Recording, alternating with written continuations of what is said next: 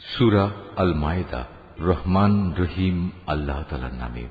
হে ঈমানদার বান্দারা, তোমরা যারা ঈমান এনেছ, তোমরা ওয়াদাসমূহ পূরণ করো। মনে রেখো, তোমাদের জন্য 4 পা বিশিষ্ট পোষা জন্তু হালাল করা হয়েছে, তবে সেসব জন্তু ছাড়া যা বিবরণ সহ একটু পরে তোমাদের পড়ে শোনানো হচ্ছে। এহরাম বাঁধা অবস্থায় কিন্তু এসব হালাল জন্তু শিকার করা বৈধ মনে করো না। হ্যাঁ, আল্লাহ তাআলা যা চান সে আদেশই তিনি জারি করেন। হে ঈমানদার বান্দারা, তোমরা আল্লাহ তাআলার নিদর্শনসমূহের অসম্মান করো না। সম্মানিত মাসগুলোকেও যুদ্ধ বিগ্রহের জন্য কখনো হালাল বানিয়ে নিও না। আল্লাহর নামে উৎসর্গীকৃত জন্তুসমূহ ও যেসব জন্তুর গলায় উৎসর্গের চিহ্ন হিসেবে পট্টি বেঁধে দেওয়া হয়েছে, যারা আল্লাহর অনুগ্রহ ও সন্তুষ্টি অর্জনের লক্ষ্যে আল্লাহর পবিত্র কাবা ঘরের দিকে রওনা দিয়েছে, তাদের তোমরা অসম্মান করো না। তোমরা যখন এহরাম মুক্ত হবে তখন তোমরা শিকার করতে পারো। বিশেষ কোন একটি সম্প্রদায়ের বিদ্বেষ এমন বিদ্বেষ যার কারণে তারা তোমাদের আল্লাহ তাআলার পবিত্র মসজিদে আসার পথ বন্ধ করে দিয়েছিল, যেন তোমাদের কোন রকম সীমা লঙ্ঘন করতে প্ররোচিত না করে। তোমরা শুধু নেক কাজ ও তাকওয়ার ব্যাপারেই একে অপরের সহযোগিতা করো। পাপ ও বাড়াবাড়ির কাজে কখনো একে অপরের সহযোগিতা করো না। সর্বাবস্থায় আল্লাহ তাআলাকে ভয় করো, কেননা আল্লাহ তাআলা পাপের দণ্ডদানের ব্যাপারে অত্যন্ত কঠোর। মৃত জন্তু, রক্ত, শুয়োরের গোশত ও যে জন্তু আল্লাহ তাআলা ছাড়া অন্য কারো নামে জবাই কিংবা উৎসর্গ করা হয়েছে তা সবই তোমাদের উপর হারাম করা হয়েছে। শ্বাসরুদ্ধ হয়ে মরা, আঘাত খেয়ে মরা, উপর থেকে পড়ে মরা, শিঙের আঘাতে মরা, হিংস্র জন্তুর খাওয়া জন্তুও তোমাদের জন্য হারাম। তবে তোমরা তা যদি জীবিত অবস্থায় পেয়ে জবাই করে থাকো তাহলে তা হারাম নয়। পূজার বেদিতে বলি দেওয়া জন্তুও হারাম। লটারি কিংবা জুয়ার তীর নিক্ষেপ করে ভাগ্য নির্ণয় করা হারাম। এর সবকটাই হচ্ছে বড় বড় গুনার কাজ। আজ কাফেররা তোমাদের দিন নির্মূল করা সম্পর্কে হতাশ হয়ে পড়েছে, সুতরাং তোমরা তাদের ভয় করো না, বরং আমাকেই ভয় করো। আজ আমি তোমাদের জন্য তোমাদের দিন পরিপূর্ণ করে দিলাম, আর তোমাদের উপর আমার প্রতিশ্রুত নিয়ামতও আমি পূর্ণ করে দিলাম। তোমাদের জন্য জীবনের ব্যবস্থা হিসেবে আমি ইসলামকেই মনোনীত করলাম। হারামের ব্যাপারে মনে রেখো, যদি কোনো ব্যক্তি ক্ষুধার তাড়নায় হারাম খেতে বাধ্য হয় কিন্তু ইচ্ছা করে সে কোনো পাপের দিকে ঝুঁকে পড়তে না চায়, তার ব্যাপারটা আলাদা। অবশ্যই আল্লাহ তাআলা ক্ষমাশীল ও পরম দয়ালু। তারা তোমার কাছ থেকে জানতে চাইবে কোন কোন জিনিস তাদের জন্য হালাল করা হয়েছে। তুমি তাদের বলো, সব ধরনের পাকসাপ বস্তুই তোমাদের জন্য হালাল করা হয়েছে, এবং সেসব শিকারী জন্তু ও পাখির ধরে আনা জন্তু ও পাখিও তোমরা খাও, যাদের তোমরা শিকার করার নিয়ম শিক্ষা দিয়েছ, যেভাবে আল্লাহ তাআলা তোমাদের শিক্ষা দিয়েছিলেন।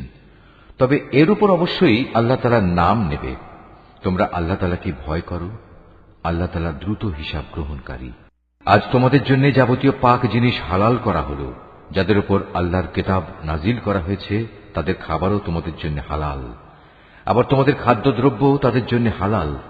চরিত্রের সংরক্ষিত দুর্গে অবস্থানকারী মোমেন নারী ও তোমাদের আগে যাদের কিতাব দেওয়া হয়েছিল, যখন তোমরা তাদের মোহরানা আদায় করে দেবে, সেসব আহলে কিতাব সতী সাধ্বী নারীরাও তখন তোমাদের জন্য হালাল হয়ে যাবে।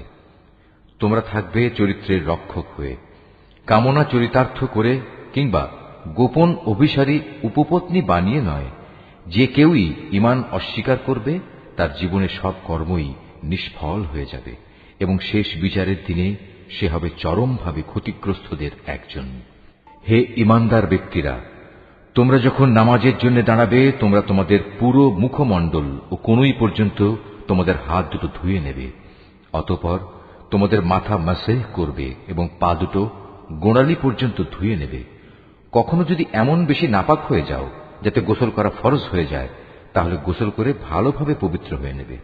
যদি তোমরা অসুস্থ হয়ে পড়ো কিংবা তোমরা যদি সফরে থাকো, অথবা তোমাদের কেউ যদি মলমূত্র ত্যাগ করে আসে, অথবা যদি নারী সম্ভোগ করে থাকো, তাহলে পানি দিয়ে পবিত্রতা অর্জন করো। আর যদি পানি না পাও তাহলে পবিত্র মাটি দিয়ে তায়াম্মুম করে নাও। আর তায়াম্মুমের নিয়ম হচ্ছে সেই পবিত্র মাটি দিয়ে তোমরা তোমাদের মুখমণ্ডল ও হাত মাসেহ করে নেবে। মূলত আল্লাহ তাআলা কখনো পরিষ্কার পরিচ্ছন্নতার ব্যাপারে তোমাদের কষ্ট দিতে চান না, বরং তিনি চান তোমাদের পাক সাফ করে দিতে, এবং এভাবেই তিনি তোমাদের উপর তার নিয়ামতসমূহ পূর্ণ করে দিতে চান, যাতে করে তোমরা তার কৃতজ্ঞতা আদায় করতে পারো। তোমাদের উপর আল্লাহ তাআলার নিয়ামতসমূহ তোমরা স্মরণ করো এবং তোমাদের কাছ থেকে যে পাকা প্রতিশ্রুতি তিনি গ্রহণ করেছিলেন সে কথাও ভুলে যেও না। যখন তোমরা তার সাথে অঙ্গীকার করে বলেছিলে, হে আমাদের মালিক, আমরা তোমার কথা শুনলাম এবং তা মেনে নিলাম। তোমরা আল্লাহ তাআলাকে ভয় করো। অবশ্যই আল্লাহ তাআলা তোমাদের অন্তরে যা কিছু আছে সে সম্পর্কে সম্যক অবগত আছেন। হে ঈমানদার লোকেরা, তোমরা আল্লাহর জন্য সত্য ও ন্যায়ের উপর সাক্ষী হয়ে অবিচলভাবে দাঁড়িয়ে থেকো। মনে রাখবে, বিশেষ কোন সম্প্রদায়ের দুশমনী যেন তোমাদের এমনভাবে প্ররোচিত না করে এর ফলে তোমরা ন্যায় ও ইনসাফের পথ থেকে সরে আসবে। তোমরা ইনসাফ করো, কারণ এই কাজটি আল্লাহ তাআলাকে ভয় করে চলার অধিক নিকটতর। তোমরা আল্লাহ তাআলাকে ভয় করো। অবশ্যই আল্লাহ তাআলা তোমাদের কর্মকাণ্ড সম্পর্কে পূর্ণাঙ্গ ওয়াকিবহাল রয়েছেন। যারা ঈমান আনে এবং নেক কাজ করে, আল্লাহ তাআলা তাদের সবাইকে এই বলে প্রতিশ্রুতি দিয়েছেন যে তাদের জন্য তার কাছে বিশেষ ক্ষমা ও মহা পুরস্কার রয়েছে। অপরদিকে যারা কুফরি করছে এবং আমার আয়াতসমূহকে অস্বীকার করেছে, তারা সবাই হচ্ছে জাহান্নামের অধিবাসী। হে ঈমানদার ব্যক্তিরা, তোমাদের উপর আল্লাহর নিয়ামত স্মরণ করো, যখন একটি জনগোষ্ঠী তোমাদের বিরুদ্ধে হাত ওঠাতে উদ্যত হয়েছিল, তখন আল্লাহ তাআলা তাদের সে হাত তোমাদের উপর আক্রমণ করা থেকে সংযত করে দিলেন। অতঃপর তোমরা আল্লাহ তাআলাকে ভয় করো। মোমেনদের তো আল্লাহ তাআলার উপরই ভরসা করা উচিত। আল্লাহ তাআলা বনী ইসরাইলদের কাছ থেকে আনুগত্যের অঙ্গীকার গ্রহণ করলেন। অতঃপর আমি এ কাজের জন্য তাদের মধ্যে থেকে 12 জন সর্দার নিযুক্ত করলাম। আল্লাহ তাআলা তাদের বললেন, অবশ্যই আমি তোমাদের সাথে আছি। তোমরা যদি নামাজ প্রতিষ্ঠা করো, যাকাত আদায় করো, আমার রাসূলদের উপর ঈমান আনো এবং দ্বীনের কাজে যদি তোমরা তাদের সাহায্য সহযোগিতা করো, সর্বোপরি আল্লাহ তাআলাকে তোমরা যদি উত্তম ঋণ প্রদান করো, তাহলে অবশ্যই আমি তোমাদের গুনাহসমূহ মোচন করে দেব এবং তোমাদের আমি এমন এক জান্নাতে প্রবেশ করাবো যার তলদেশ দিয়ে ঝর্ণাধারা প্রবাহিত হয়। এরপর যদি কোনো ব্যক্তি আল্লাহকে অস্বীকার করে, তাহলে সে সরল পথ থেকে বিচ্যুত হয়ে পড়বে। অতঃপর তাদের সেই অঙ্গীকার ভঙ্গ করার কারণে আমি তাদের উপর অভিশাপ নাজিল করেছি এবং তাদের হৃদয় কঠিন করে দিয়েছি। তাদের চরিত্রই ছিল তারা আল্লাহর কালামকে তার নির্দিষ্ট অর্থ থেকে সরিয়ে নিয়ে বিকৃত করে দিত। হেদায়েতের যা কিছু তাদের শিক্ষা দেয়া হয়েছিল তার অধিকাংশ কথাই তারা ভুলে গেল। প্রতিনিয়ত তুমি তাদের দেখতে পাবে, তাদের সামান্য একটি অংশ ছাড়া অধিকাংশ মানুষই আল্লাহর সাথে বিশ্বাসঘাতকতা করে চলেছে। অতএব তুমি তাদের ক্ষমা করে দাও। যথাসম্ভব তুমি তাদের সংস্রব এড়িয়ে চলো। অবশ্যই আল্লাহ তাআলা কল্যাণকামী মানুষদের ভালোবাসেন। আমি তো তাদের কাছ থেকেও আনুগত্যের অঙ্গীকার গ্রহণ করেছিলাম, যারা বলে আমরা খ্রিস্টান সম্প্রদায়ের লোক। অতঃপর এরাও সে অঙ্গীকার সম্পর্কিত অধিকাংশ কথা ভুলে গেল, যা তাদের স্মরণ করানো হয়েছিল। সুতরাং আমিও তাদের পরস্পরের মধ্যে কিয়ামত পর্যন্ত এক স্থায়ী শত্রুতা ও বিদ্বেষের বীজ বপন করে দিলাম।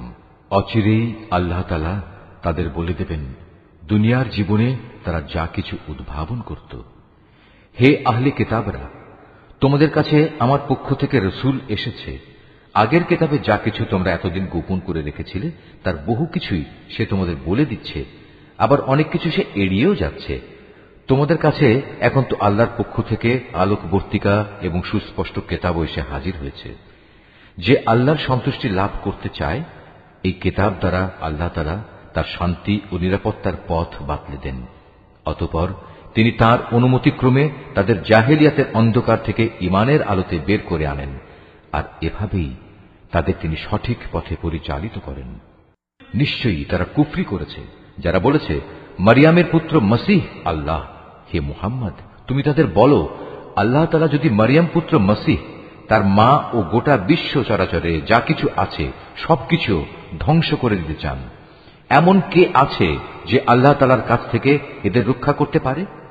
এই আকাশমালা, ভূমণ্ডল ও এর মধ্যবর্তী স্থানে যা কিছু আছে তার সার্বভৌমত্ব এককভাবে আল্লাহ তাআলার জন্যই নির্দিষ্ট। তিনি যা ইচ্ছা তাই সৃষ্টি করেন। আল্লাহ তাআলা সকল বিষয়ের উপর একক ক্ষমতাবান। ইহুদি ও খ্রিস্টানরা বলে আমরা আল্লাহর সন্তান এবং তার প্রিয় পাত্র, তাদের বলো, তাহলে তিনি কেন তোমাদের গুনাহের জন্য তোমাদের দণ্ড প্রদান করবেন? মূলত তোমরা সবাই হচ্ছ আল্লাহ সৃষ্টি করা কতিপয় মানুষ। আল্লাহ তাআলা তার বান্দাদের যাকে ইচ্ছা ক্ষমা করে দেন, আবার যাকে ইচ্ছা তাকে তিনি শাস্তি প্রদান করেন। আসমান সমূহ ও জমিনের মধ্যবর্তী সবকিছুর একক মালিকানা আল্লাহ তাআলার জন্যই নির্দিষ্ট। সবকিছুকে তার দিকেই ফিরে যেতে হবে। হে আহলে কিতাবরা, রসুলদের আগমন ধারার উপরেই আমার পক্ষ থেকে তোমাদের কাছে একজন রসুল এসেছে। সে তোমাদের জন্য আমার কথাগুলো সুস্পষ্টভাবে বর্ণনা করছে, যাতে করে তোমরা বিচারের কাঠগড়ায় দাঁড়িয়ে একথা বলতে না পারো যে কই আমাদের কাছে জান্নাতের সুসংবাদ বহনকারী ও জাহান্নামের সতর্ককারী হিসেবে কেউ তো আগমন করেনি। আজ সত্যি সত্যি তোমাদের কাছে সুসংবাদবাহী ও সতর্ককারী একজন রসুল এসে গেছে। বস্তুত আল্লাহ তাআলা সর্ববিষয়ে শক্তিমান। স্মরণ করো যখন মূসা তার জাতিকে বলেছিল, হে আমার সম্প্রদায়ের লোকেরা, আল্লাহ তাআলা তোমাদের উপর যে নিয়ামত নাজিল করেছেন তা তোমরা স্মরণ করো। যখন তিনি তোমাদের মাঝে বহু নবী পয়দা করেছেন, তিনি তোমাদের এ জমিনের শাসনকর্তা বানিয়েছেন, এছাড়াও তিনি তোমাদের এমন সব নিয়ামত দান করেছেন যা এ বিশ্ব জগতে এর আগে তিনি আর কাউকে দান করেননি। হে আমার জাতি, আল্লাহ তাআলা তোমাদের জন্য যে পবিত্র ভূখণ্ড লিখে রেখেছেন, তোমরা তাতে প্রবেশ করো এবং এ অগ্রাভিযানে কখনো পশ্চাৎ অপসরণ করো না। তারপরেও তোমরা যদি ফিরে আসো তাহলে ভীষণ ক্ষতিগ্রস্ত হবে। তারা বলল, হে মূসা, আমরা কিভাবে সেই জনপদে প্রবেশ করব? সেখানে তো এক দুর্দণ্ড প্রতাপশালী সম্প্রদায় রয়েছে। তারা সেখান থেকে বেরিয়ে না এলে আমরা কিছুতেই সেখানে প্রবেশ করব না। তারা সেখান থেকে বেরিয়ে এলে আমরা অবশ্যই প্রবেশ করব। যারা আল্লাহ তাআলাকে ভয় করছিল তাদের এমন দুজন লোক, যাদের উপর আল্লাহ তাআলা অনুগ্রহ করেছিলেন, এগিয়ে এসে বলল, তোমরা সদর দরজা দিয়েই তাদের জনপদে প্রবেশ করো, আর একবার সেখানে প্রবেশ করলেই তোমরা বিজয়ী হবে। তোমরা যদি সত্যিকার অর্থে মোমেন হও তাহলে আল্লাহর উপরই ভরসা করো। তারা আরো বলল, হে মূসা, সেই শক্তিশালী লোকেরা যতক্ষণ পর্যন্ত সেখানে থাকবে ততক্ষণ আমরা কোনো অবস্থায় সেখানে প্রবেশ করব না।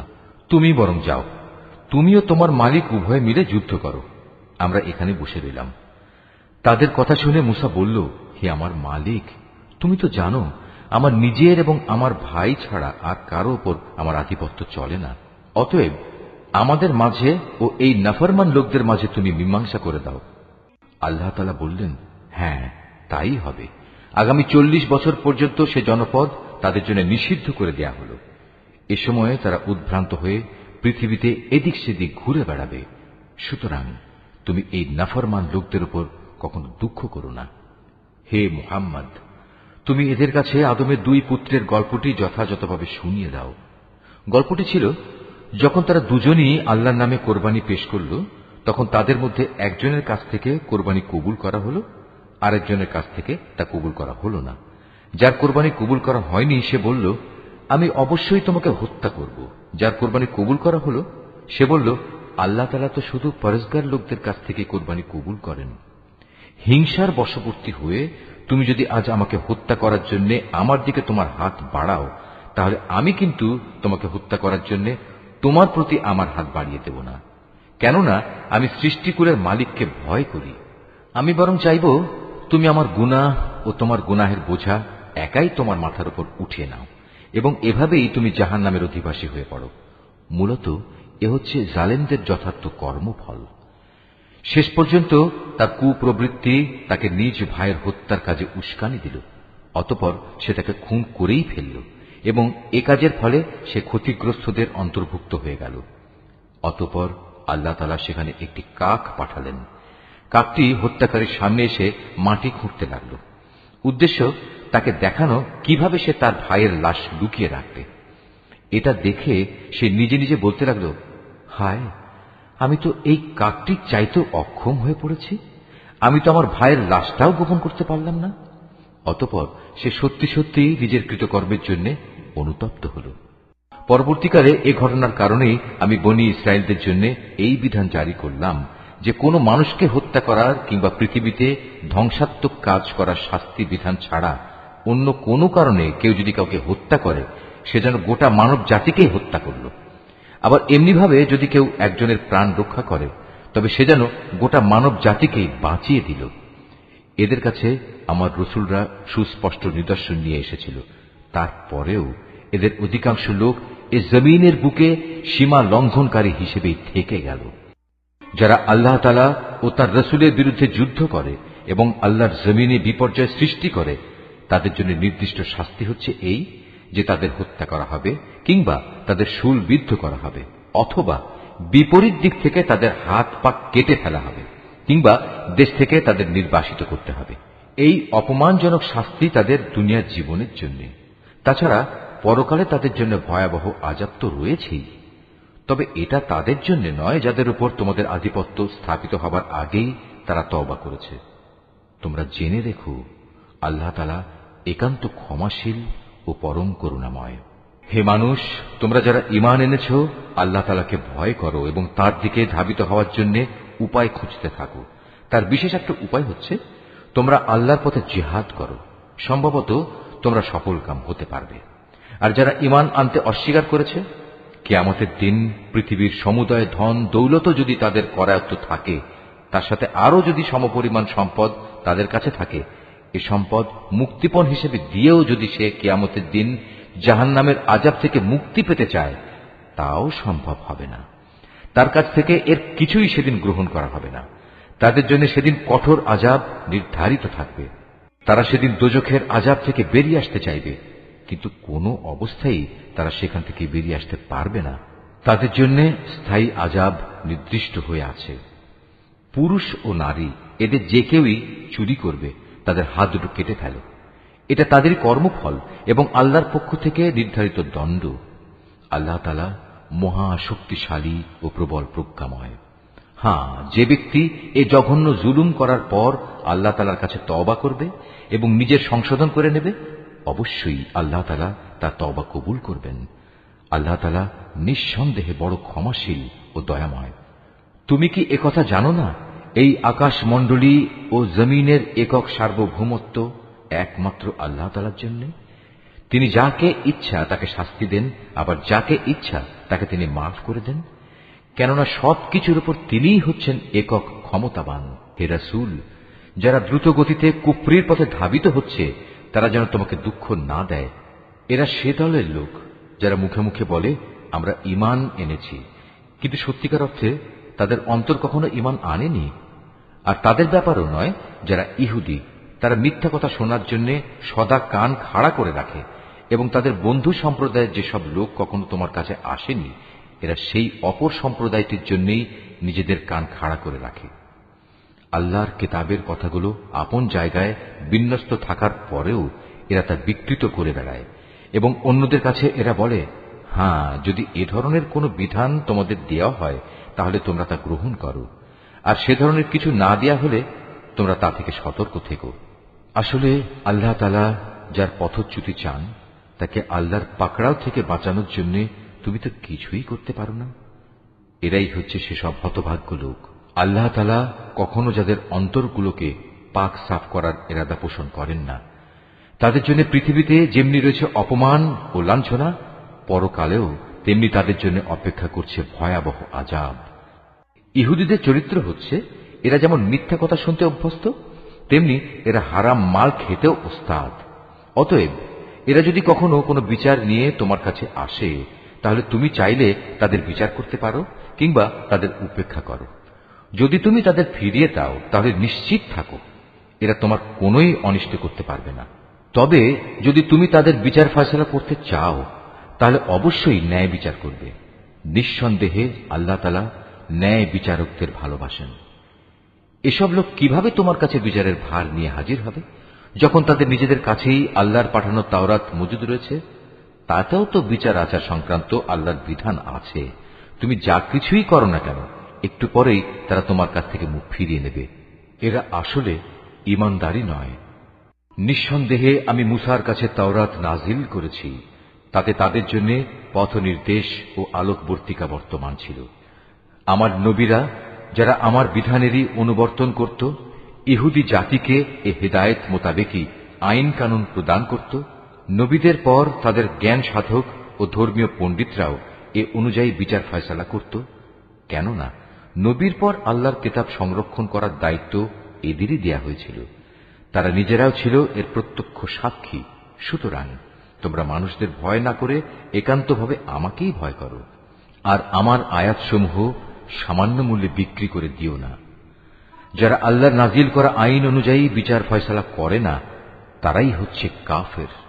তাওরাতে আমি তাদের জন্য বিধান নাজিল করেছিলাম যে তাদের জানের বদলে জান, চোখের বদলে চোখ, নাকের বদলে নাক, কানের বদলে কান, দাঁতের বদলে দাঁত।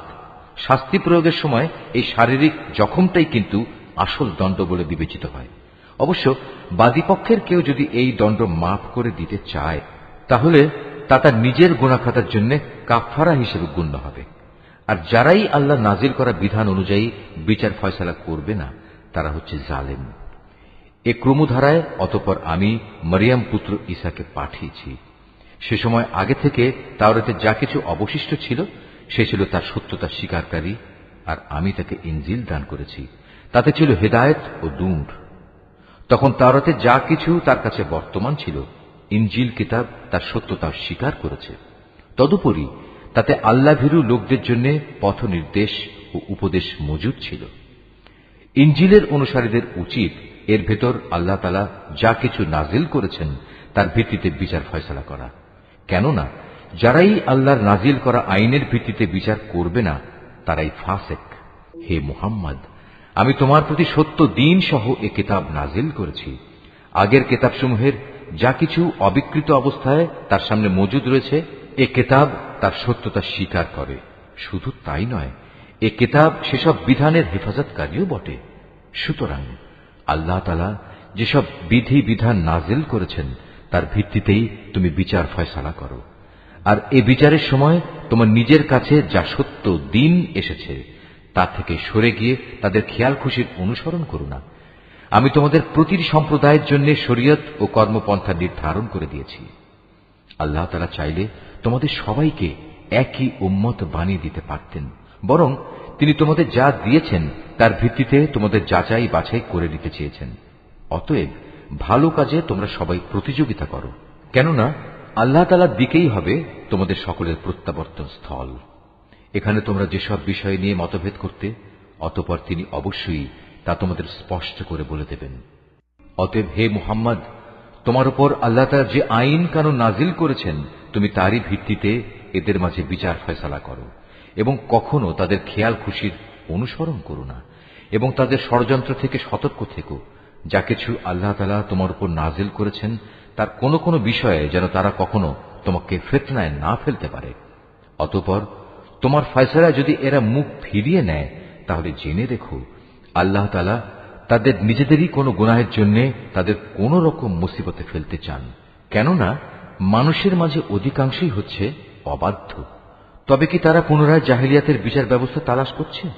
অথচ যারা আল্লাহতে বিশ্বাস করে তাদের কাছে আল্লাহ তাআলার চাইতে উত্তম বিচারক আর কে হতে পারে?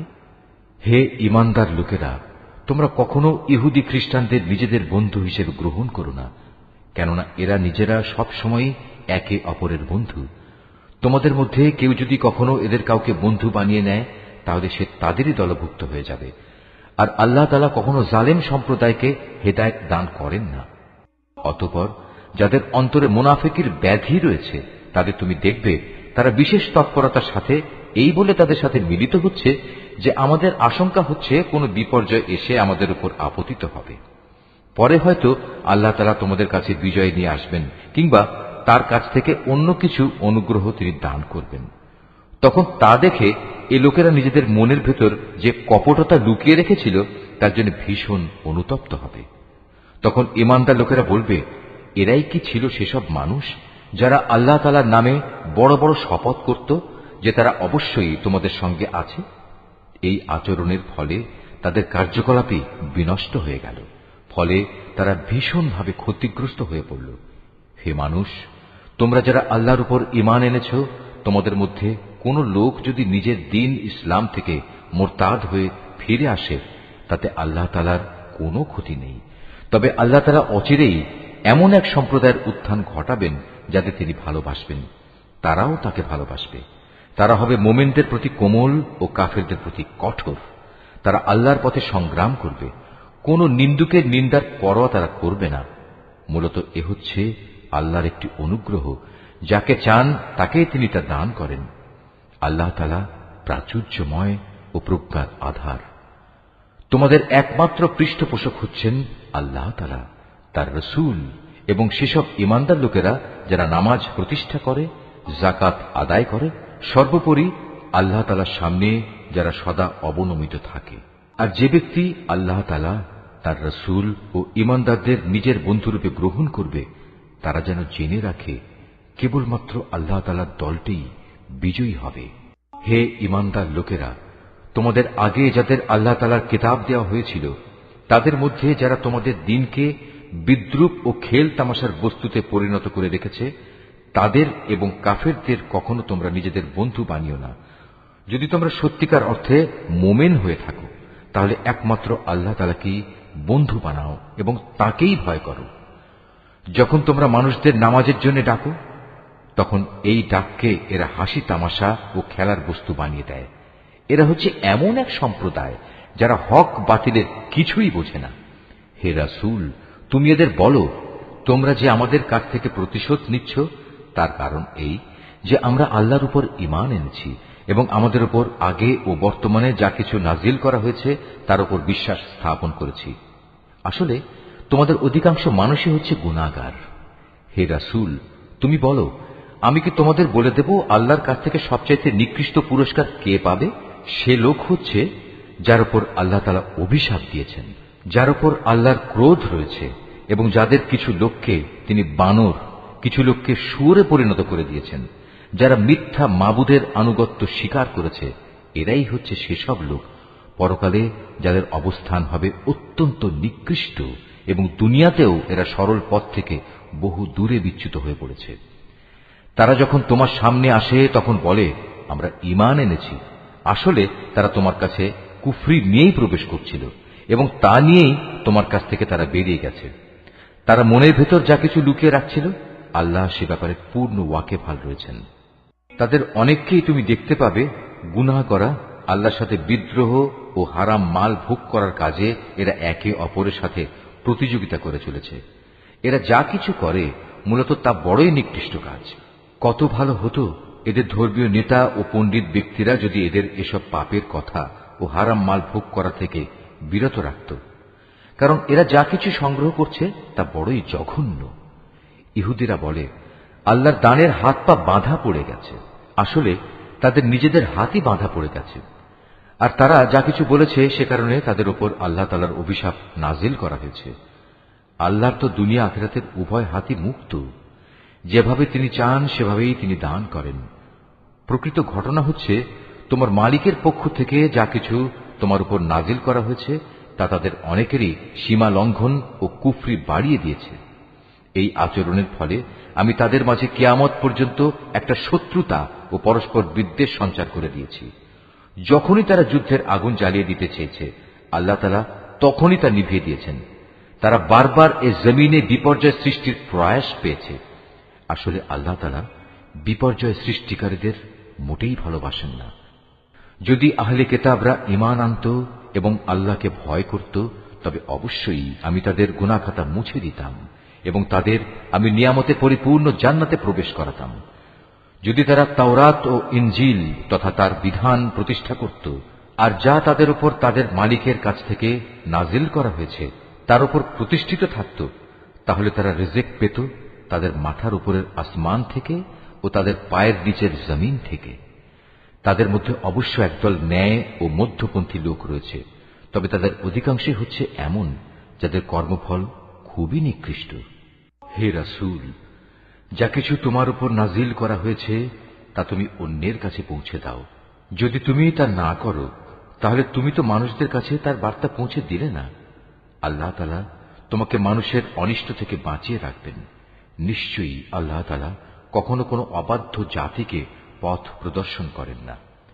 তুমি তাদের বলো, হে আহলে কিতাবরা, যতক্ষণ পর্যন্ত তোমরা তাওরাত, ইনজিল ও তোমাদের প্রতি তোমাদের মালিকের পক্ষ থেকে যা নাজিল করা হয়েছে তা প্রতিষ্ঠিত না করবে, ততক্ষণ পর্যন্ত মনে করতে হবে তোমরা কোনো কিছুর উপরই প্রতিষ্ঠিত নেই। তোমার মালিকের কাছ থেকে যা কিছু তোমার প্রতি নাজিল করা হয়েছে তা তাদের অনেকেরই সীমা লঙ্ঘন ও কুফরি বাড়িয়ে দেবে।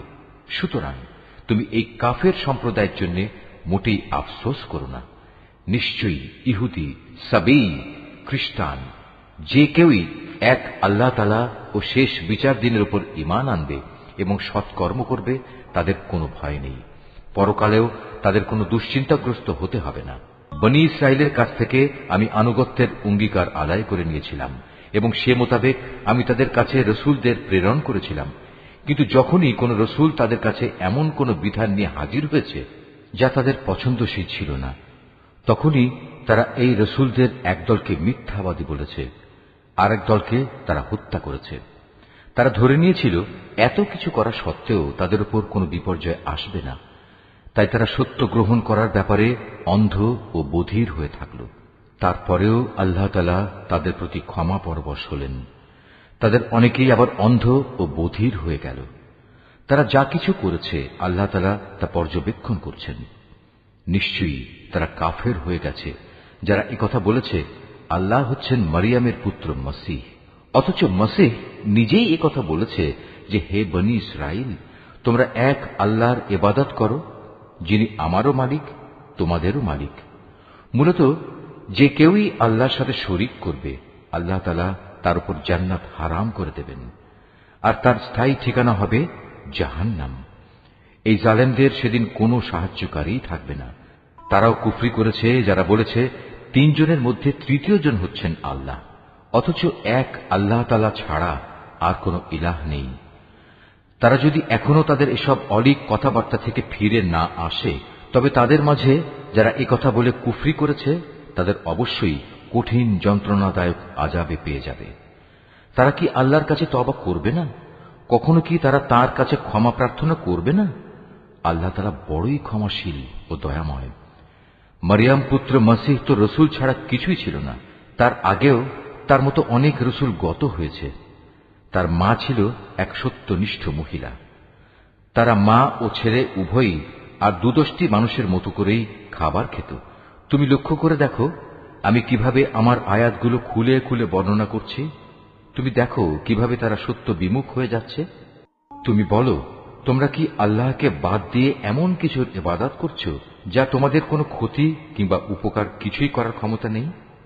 প্রকৃতপক্ষে আল্লাহ তাআলা সব কিছুই শোনেন এবং সবকিছুই জানেন। তুমি বলো, হে আহলে কিতাবরা, তোমরা কখনো নিজেদের দ্বীনের ব্যাপারে অন্যায় বাড়াবাড়ি করো না। মসীহের ব্যাপারে তোমরা সেসব জাতির খেয়াল খুশির অনুসরণ করো না যারা তোমাদের আগেই পথভ্রষ্ট হয়ে গেছে এবং তারা অনেক লোককেই গোমরাহ করে দিয়েছে, আর তারা নিজেরাও সহজ সরল পথ থেকে বিচ্যুত হয়ে গেছে। বনী ইসরাইলদের আরো যারা মসীহের ব্যাপারে আল্লাহর এ ঘোষণা অস্বীকার করেছে তাদের উপর দাউদ ও মরিয়ম পুত্র ঈসার মুখ থেকে অভিশাপ দেওয়া হয়েছে, কেননা তারা আল্লাহর বিরুদ্ধে বিদ্রোহ করেছে এবং সীমা লঙ্ঘন করেছে। তারা যেসব গর্হিত কাজ করত তা থেকে তারা একে অপরকে বারণ করত না। তারা যা করত নিঃসন্দেহে তা ছিল নিকৃষ্ট। তুমি তাদের মাঝে এমন বহু লোককে দেখতে পাবে যারা ঈমানদারদের বদলে কাফেরদের সাথে বন্ধুত্ব করতে বেশি আগ্রহী। অবশ্য তারা নিজেরা যা কিছু অর্জন করে সামনে পাঠিয়েছে তাও অতি নিকৃষ্ট। এ কারণে আল্লাহ তাআলা তাদের উপর ক্রোধান্বিত হয়েছেন। এই লোকেরা চিরকাল আযাবেই নিমজ্জিত থাকবে। তারা যদি সত্যি আল্লাহ তাআলা, তার নবী ও তার প্রতি যা নাজিল করা হয়েছে তার প্রতি যথাযথ ঈমান আনত, তাহলে এরা কাফেরদের বন্ধু হিসেবে গ্রহণ করত না। কিন্তু তারা তো অধিকাংশই হচ্ছে গুনাহগার। অবশ্যই তোমরা ঈমানদারদের সাথে শত্রুতার ব্যাপারে ইহুদি ও মুশরিকদেরই বেশি কঠোর দেখতে পাবে। অপরদিকে মুমিনদের সাথে বন্ধুত্বের ব্যাপারে তোমরা সেসব লোককে কিছুটা নিকটতর পাবে যারা বলেছে আমরা খ্রিস্টান। এটা এই কারণে যে তখনও তাদের মধ্যে ধর্মীয় পণ্ডিত ব্যক্তি ও সংসার বিরাগী ফকির দরবেশরা মজুদ ছিল, আর এ ব্যক্তিরা সাধারণত অহংকার করে না। রসুলের উপর যা কিছু নাজিল করা হয়েছে তা যখন এরা শোনে তখন সত্য চেনার কারণে তুমি এদের অনেকের চোখকেই দেখতে পাবে অশ্রু সজল। নিবেদিত হয়ে তারা বলে ওঠে, হে আমাদের মালিক, আমরা ঈমান এনেছি, তুমি আমাদের নাম সত্যের সাক্ষ্যদাতাদের দলে লিখে নাও। বিশেষ করে আমরা যখন এই প্রত্যাশা করি যে আমাদের মালিক আমাদের সৎ কর্মশীলদের দলভুক্ত করে দেবেন, তখন আল্লাহ তাআলা ও তার কাছ থেকে আমাদের কাছে যা কিছু সত্য এসেছে তার উপর আমরা ঈমান আনব না কেন? অতঃপর তাদের উক্তির কারণে আল্লাহ তাআলা সন্তুষ্ট হয়ে পরকালে তাদের এমন এক জান্নাত দান করবেন যার তলদেশ দিয়ে অমীয় ঝর্ণাধারা প্রবহমান থাকবে, সেখানে তারা হবে চিরস্থায়ী।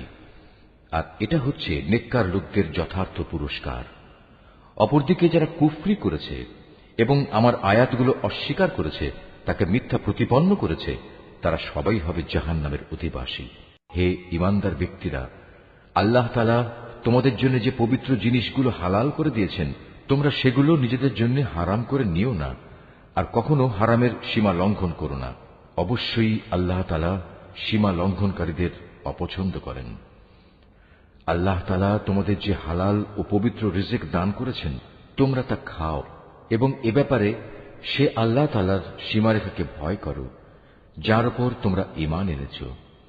আল্লাহ তাআলা তোমাদের অর্থহীন শপথের জন্য তোমাদের পাকড়াও করবেন না, কিন্তু যে শপথ তোমরা জেনে বুঝে করো তার ব্যাপারে আল্লাহ তাআলা অবশ্যই তোমাদের পাকড়াও করবেন।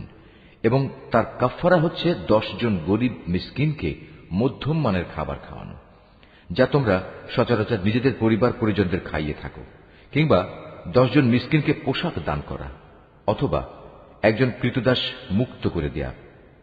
যে ব্যক্তি এর কোনোটাই পাবে না তার জন্য কাফফারা হচ্ছে 3 দিন রোজা রাখা। শপথ ভাঙলে তোমাদের শপথ ভাঙার এ হচ্ছে কাফফারা।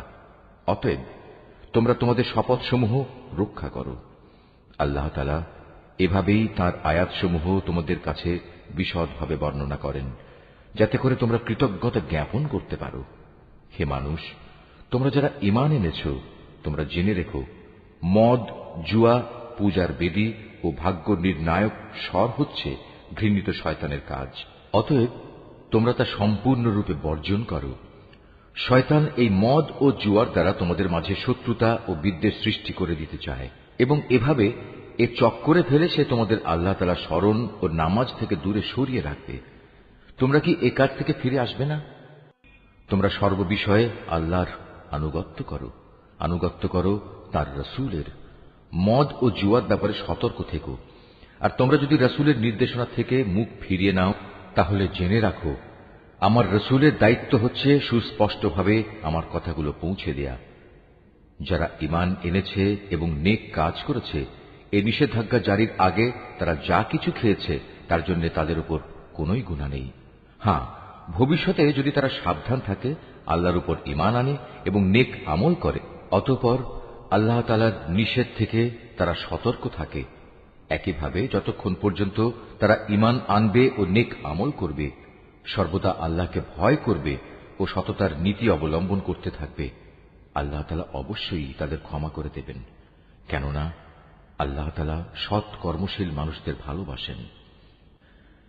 হে ঈমানদার লোকেরা, ইহরাম বাঁধা অবস্থায় আল্লাহ তাআলা অবশ্যই এমন কিছু শিকারের বস্তু দিয়ে তোমাদের পরীক্ষা নেবেন, যেগুলো তোমরা সহজেই নিজেদের হাত ও বর্শা দ্বারা ধরতে পারো।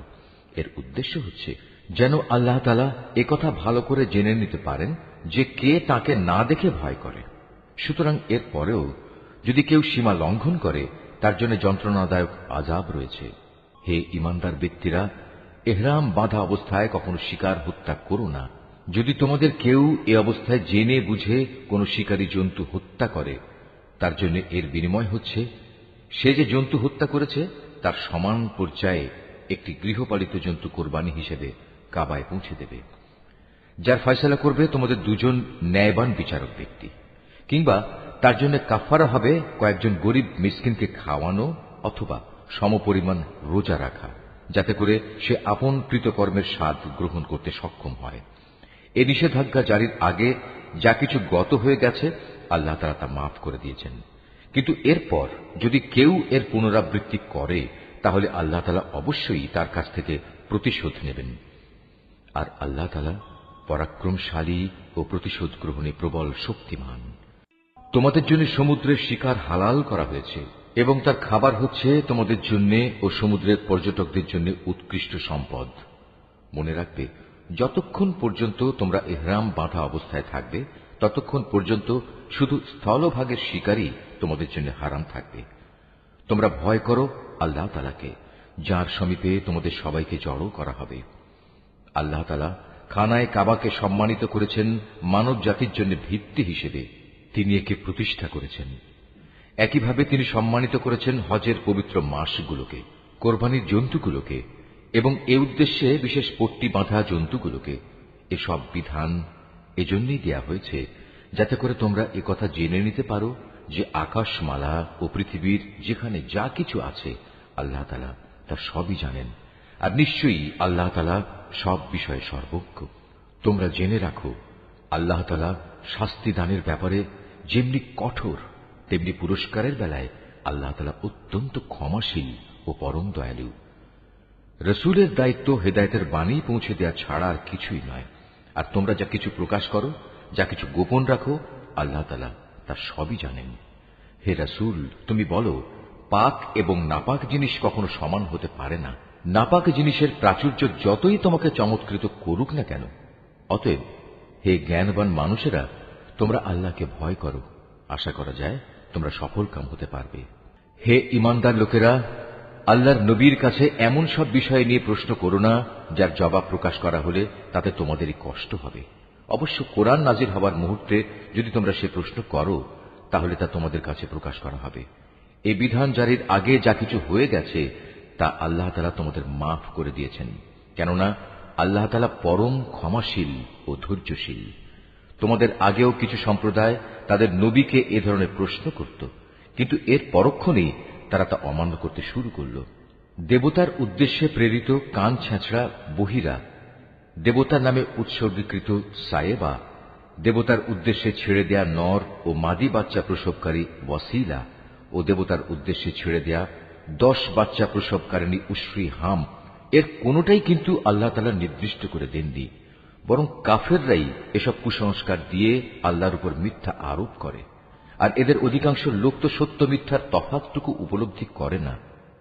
যখন এদের বলা হয় আল্লাহ তাআলা যা কিছু নাজিল করেছেন তোমরা সেদিকে এসো, এসো তাঁর রসুলের দিকে, তখন তারা বলে, আমরা আমাদের বাপ দাদাদের যে বিধানের উপর পেয়েছি তাই আমাদের জন্য যথেষ্ট।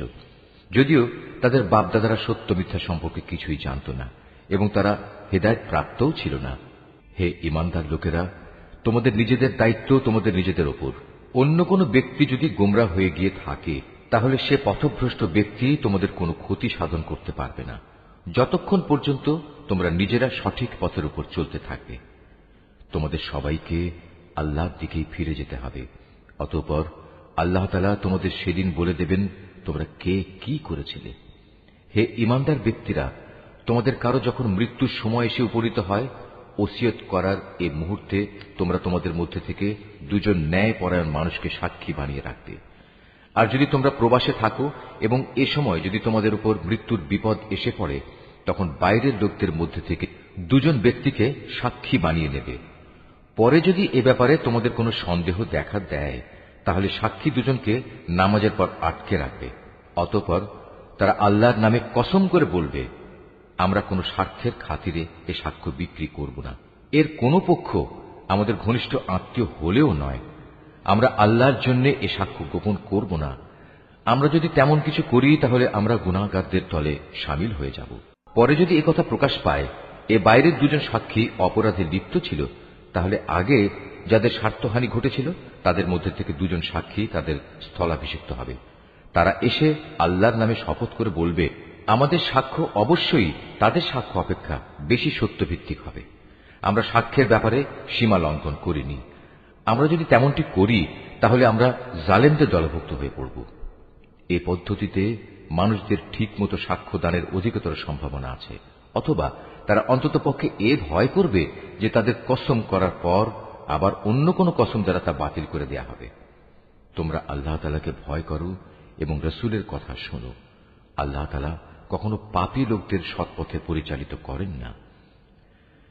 যেদিন আল্লাহ তাআলা সকল রসুলকে একত্রিত করে জিজ্ঞাসা করবেন, তোমাদের দাওয়াতের প্রতি মানুষদের পক্ষ থেকে কিভাবে সাড়া দেয়া হয়েছিল, তারা বলবে, আমরা তো তার কিছুই জানি না। যাবতীয় অদৃশ্য বিষয় তুমি পরিজ্ঞাত। স্মরণ করো যখন আল্লাহ তাআলা বলবেন, হে মারিয়াম পুত্র ঈসা, আমার সেই নিয়ামতের কথা স্মরণ করো যা আমি তোমাকে ও তোমার মাকে দান করেছিলাম। যখন আমি পবিত্র আত্মা দিয়ে তোমাকে সাহায্য করেছিলাম, তুমি মানুষের সাথে যেমনি দোলনায় থাকতে কথা বলতে, তেমনি বলতে পরিণত বয়সেও। আমি যখন তোমাকে কিতাব, জ্ঞান বিজ্ঞান, তাওরাত ও ইনজিল দান করেছিলাম, তখন তুমি আমারই হুকুমে কাঁচা মাটি দিয়ে পাখি সদৃশ্য আকৃতি বানাতে, অতঃপর তাতে ফুঁ দিতে, আর আমার আদেশক্রমেই তা পাখি হয়ে যেত। আমারই হুকুমে তুমি জন্মান্ধ ও কুষ্ঠ রোগীকে নিরাময় করে দিতে। আমারই আদেশে তুমি মৃতদেহ থেকে জীবন বের করে আনতে। পরে যখন তুমি তাদের কাছে নবুয়তের এসব নিদর্শন নিয়ে পৌঁছলে, তখন তাদের মধ্যে যারা তোমাকে অস্বীকার করেছিল তারা বলল, এই নিদর্শনগুলো জাদু ছাড়া আর কিছুই নয়। তখন আমি তোমার কোন অনিষ্ট সাধন থেকে বনী ইসরায়েলদের নিবৃত্ত করে রেখেছিলাম। আরো স্মরণ করো যখন আমি হাওয়ারীদের অন্তরে এ প্রেরণা দিয়েছিলাম যে তোমরা আমার প্রতি ও আমার রসুলের প্রতি ঈমান আনো। তারা বলল, হে মালিক, আমরা তোমার উপর ঈমান আনলাম। তুমি এ কথা সাক্ষ্য থেকো যে আমরা তোমার অনুগত ছিলাম। অতঃপর যখন এই হাওয়ারীদের দল বলল, হে মারিয়াম পুত্র ঈসা, তোমার মালিক কি আসমান থেকে খাবার সজ্জিত একটি টেবিল আমাদের জন্য পাঠাতে পারেন না? ঈসা জবাব দিল, সত্যি যদি তোমরা মোমেন হয়ে থাকো তাহলে কোনো অহেতুক দাবি পেশ করার ব্যাপারে তোমরা আল্লাহ তাআলাকে ভয় করো। তারা বলল, আমরা শুধু এটুকুই চাই যে আল্লাহর পাঠানো সেই টেবিল থেকে কিছু খাবার খেতে, এতে আমাদের মন পরিতৃপ্ত হয়ে যাবে। তাছাড়া এতে করে আমরা এও জানতে পারব তুমি আমাদের কাছে সঠিক কথা বলেছ। আমরা নিজেরাই সত্যের পক্ষে সাক্ষী হয়ে থাকতে চাই। মারিয়াম পুত্র ঈসা আল্লাহর দরবারে বলল, হে আল্লাহ, হে আমাদের মালিক, তুমি আমাদের জন্য আসমান থেকে খাবার সজ্জিত একটি টেবিল পাঠাও। এ হবে আমাদের জন্য, আমাদের পূর্ববর্তী ও আমাদের পরবর্তীদের জন্য তোমার কাছ থেকে পাঠানো একটি আনন্দ উৎসব। সর্বোপরি এটা হবে তোমার কুদরতের নিদর্শন। তুমি আমাদের রিজিক দাও, কেননা তুমি হচ্ছ উত্তম রিজিক দাতা। আল্লাহ তাআলা বললেন, হ্যাঁ, আমি তোমাদের কাছে তা অচিরেই পাঠাচ্ছি। তবে এর পরেও যদি তোমাদের কেউ আমার ক্ষমতা অস্বীকার করে, তাহলে তাকে আমি এমন কঠিন শাস্তি দেব যা আমি সৃষ্টিকুলের কাউকেই আর দেব না। যখন আল্লাহ তাআলা বলবেন, হে মারিয়াম পুত্র ঈসা, তুমি কি কখনো তোমার লোকদের একথা বলেছিলে যে তোমরা আল্লাহকে বাদ দিয়ে আমাকে ও আমার মাকে ইলাহ বানিয়ে নাও? এ কথার উত্তরে সে বলবে, হে আল্লাহ, সমগ্র পবিত্রতা তোমার জন্যে। এমন কোনো কথা আমার পক্ষে শোভা পেত না যে কথা বলার আমার কোনো অধিকারই ছিল না। যদি আমি তাদের এমন কোনো কথা বলতামই, তাহলে তুমি তো অবশ্যই তা জানতে। নিশ্চয়ই তুমি তা জানো আমার মনে যা কিছু আছে, কিন্তু আমি তো জানি না তোমার মনে কি আছে। যাবতীয় গোপন বিষয় অবশ্যই তুমি সম্যক জ্ঞাত আছো। তুমি আমাকে যা কিছু বলতে হুকুম করেছ, আমি তো তাদের তাছাড়া অন্য কিছুই বলিনি।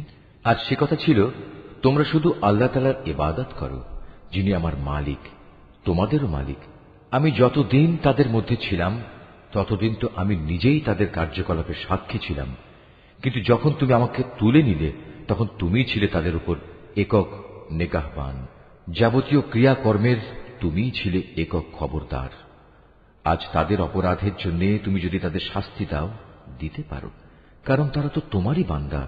আর তুমি যদি তাদের ক্ষমা করে দাও, তাও তোমার মর্জি। তুমিই হচ্ছ বিপুল ক্ষমতাশালী, প্রজ্ঞাময়। আল্লাহ তাআলা বলবেন, হ্যাঁ, এ হচ্ছে সেদিন যেদিন সত্যাশ্রয়ী ব্যক্তিরা তাদের সততার জন্য প্রচুর কল্যাণ লাভ করবে। আর সে কল্যাণ হচ্ছে তাদের জন্য এমন সুরম্য জান্নাতের ব্যবস্থা করে রাখা হয়েছে যার তলদেশ দিয়ে অমিয় ঝর্ণাধারা প্রবাহিত থাকবে। সেখানে তারা চিরদিন থাকবে।